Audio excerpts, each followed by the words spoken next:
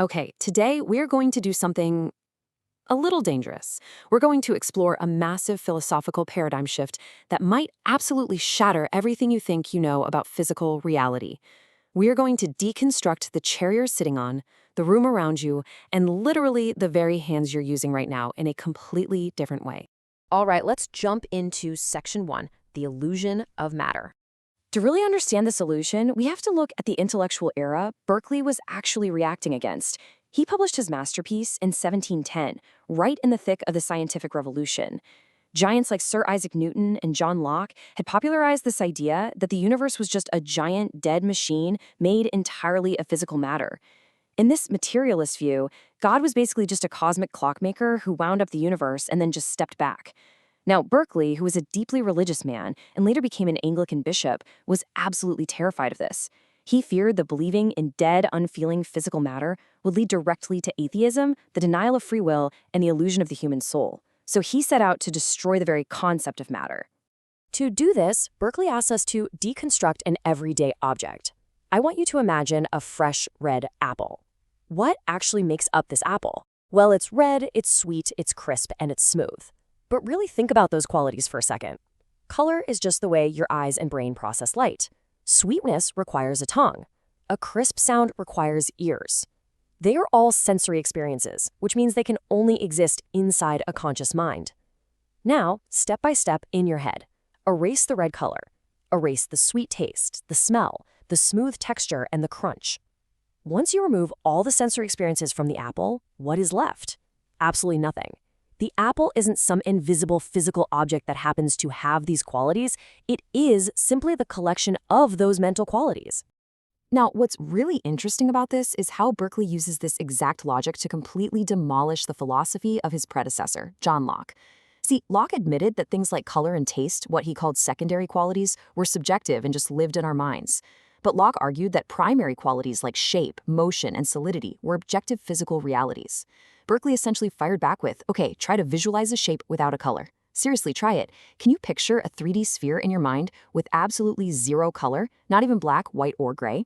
You can't, because shape depends entirely on color, a secondary mental quality in order to be perceived. Therefore, primary qualities are just as subjective and mental as the secondary ones.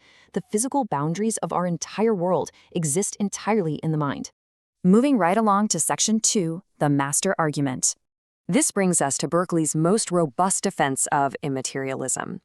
He summarizes his entire worldview in a famous Latin phrase, Esse est percipi, which translates to be is to be perceived. According to this principle, the entire physical world is simply made of ideas and bundles of sensory qualities. If an inanimate object is not currently being perceived by a mind, it literally ceases to exist. Berkeley then issues his so-called master argument, which is this brilliant logical trap for anyone who disagrees. He challenges you.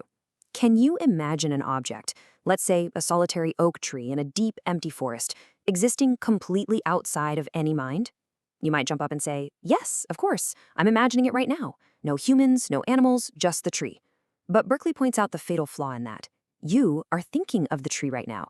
Your mind is actively generating and perceiving that idea. The moment you try to conceive of an unperceived object, you are perceiving it. It's like trying to step on the head of your own shadow. To Berkeley, an unperceived object is a literal contradiction in terms. Which brings us to section 3, the ultimate cosmic observer. Now, I know what you're thinking. This leads us to a massive, very practical problem. If everything is just an idea, why does a book stay on your desk when you close your eyes and leave the room? Why doesn't it just vanish into thin air? The sheer absurdity of this problem was perfectly captured by the 20th century theologian Ronald Knox in a really famous, witty limerick. He wrote, "There was a young man who said, God must think it exceedingly odd if he finds that this tree continues to be when there's no one about in the quad." And this brilliantly illustrates Berkeley's elegant solution to that exact problem. Knox followed up with a second limerick representing God's reply. "Dear sir, your astonishment's odd.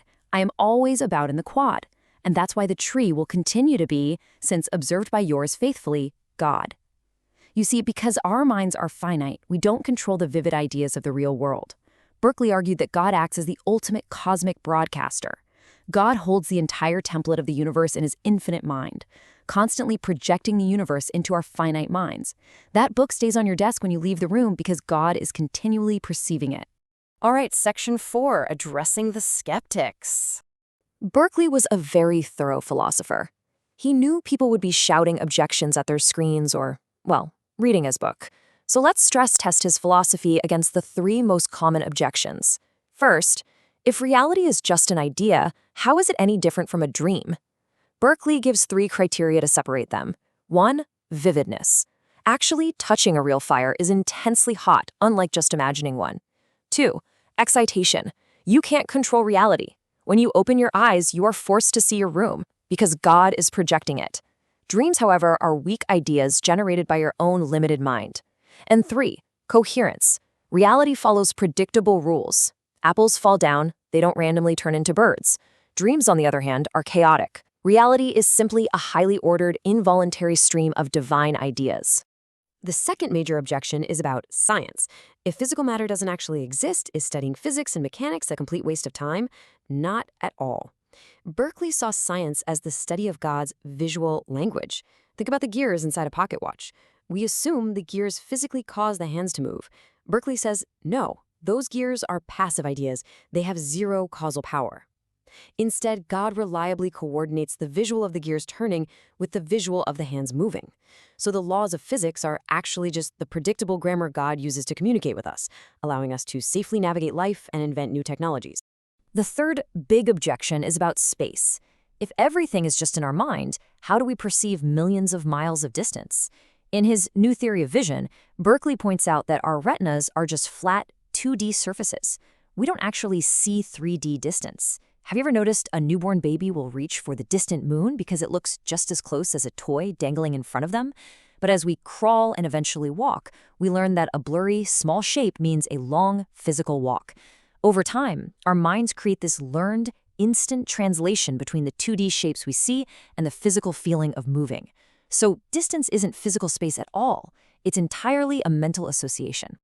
Finally, section 5, Berkeley in the modern world.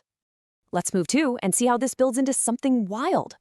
You might think this is all just a quirky 300-year-old theology, but wait until you see how incredibly accurately Berkeley predicted modern technology, stuff you probably experience every week, like video games and virtual reality.